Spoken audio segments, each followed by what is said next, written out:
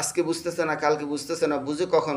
যখন সে মারা যাবে, কবরে যাবে, তখন বুঝবে আমি কি অন্যায় করছি, কি জুলুম করছি আমার ছেলের প্রতি।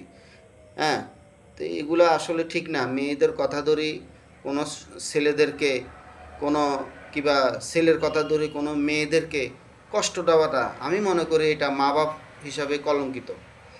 এই ধরনের মা বাপ আল্লাহর কাছে গুনাহ মাফ চাই, কারো বেলা যেন না আসে। প্রত্যেকটা মা বাবাকে সঠিক জ্ঞান, সঠিক বিবেক বিবেচনা করে প্রত্যেকটা সন্তানকে, ছেলে হোক মেয়ে হোক, এক চোখে এক নজরে এক দৃষ্টিতে এক জ্ঞানে যেন দেখে। কারণ ছেলেটাও আমার ফ্যাটের থেকে হয়েছে, মেয়েটাও আমার ফ্যাটের থেকে হয়েছে। বাবার বুঝতে হবে ছেলেটাও আমি জন্ম দিছি, মেয়েকেও আমি জন্ম দিছি। ছেলেরা আমি আলাদা চোখে দেখলাম, মেয়েকে আলাদা চোখে দেখলাম, অসম্ভব। এগুলো করিয়েন না, এগুলো খুব খারাপ, খুব খারাপ, ভবিষ্যৎবাণী খুবই খারাপ। আপনি হয়তো এই দুনিয়াতে চলে যাচ্ছেন, মনে করতেছেন হয়তো আপনার মেয়েকে আপনি সুখী করে দিলেন, ছেলেরে ঠকাই দিলেন, কিংবা ছেলেরে সুখী করে দিলেন, মেয়েরে ঠকাইলেন।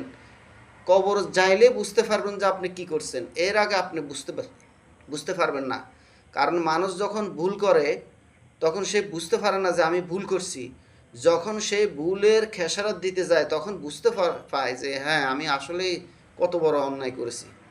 মানুষ বেঁচে থাকা অবস্থায় কিছুই এগুলা বুঝতে পারে না।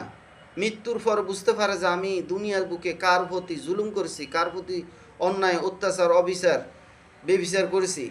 তখন ওর শাস্তি অটোমেটিক কবরে হয়, হাসরের ময়দানও হয়, দুনিয়াতেও হয়।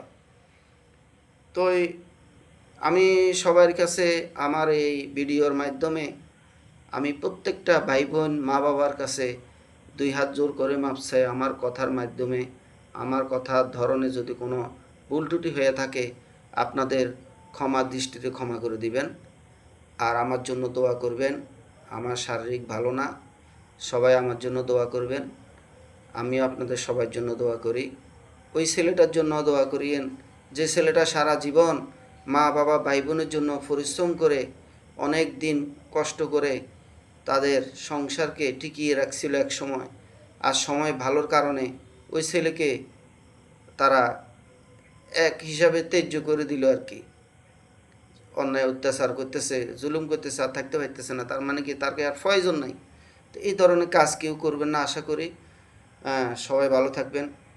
সবাই আমার জন্য দোয়া করবেন, ওই ছেলেটার জন্য দোয়া করবেন, সে যেন তার সন্তান স্ত্রীকে নিয়ে সুখে শান্তিতে দুধটা ডাল ভাত খেতে পারে।